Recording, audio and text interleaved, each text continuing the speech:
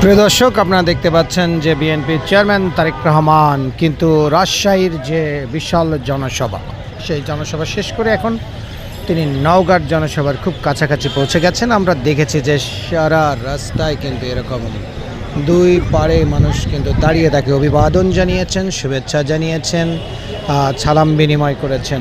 তারেক রহমানের এই যে এবারের যে জার্নি, এই জার্নিটা সত্যি ভিন্নধর্মী অনেক কিছুই পরিলক্ষিত হয়েছে। তার মধ্যে সবথেকে যে জিনিসটা পরিলক্ষিত হয়েছে সেটি হচ্ছে তিনি সাধারণ মানুষকে আপন করে নেওয়ার খুবই চেষ্টা করছেন। তার নিরাপত্তার জনিত কিছু ঝামেলা রয়েছে, না হলে হয়তো তিনি সাধারণ মানুষের সাথে একেবারে মিশেই যেতেন।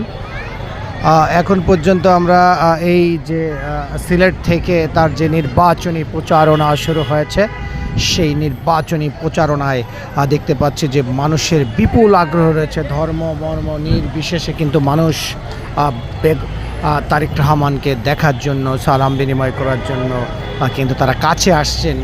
এই যে রাজনৈতিকভাবে তারেক রহমানের যে উত্থান, আমরা জানি গতকাল দ্য টাইম ম্যাগাজিনে কিন্তু তাকে নিয়ে একটা বিশাল ফিচার ছাপা হয়েছে। সেখানে কিন্তু বলা হয়েছে যে তারেক রহমান কিন্তু আগামী দিনের বাংলাদেশের নেতৃত্বের কাণ্ডারি হতে চলেছেন।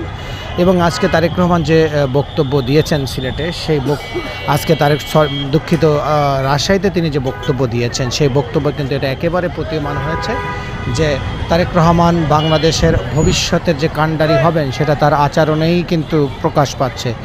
আমরা পূর্বে দেখেছি যে এক দলের গিবাত করতেন, এক দল আর এক দলের নিয়ে তুমুল সমালোচনা করতেন, কিন্তু তারেক রহমান কিন্তু বদলে গিয়েছেন। জুলাই গণ অভ্যুত্থানের পরে দেশের মানুষ কিন্তু এখন আর পুরনো কথা, পুরানো ধাঁচের কথা শুনতে চায় না।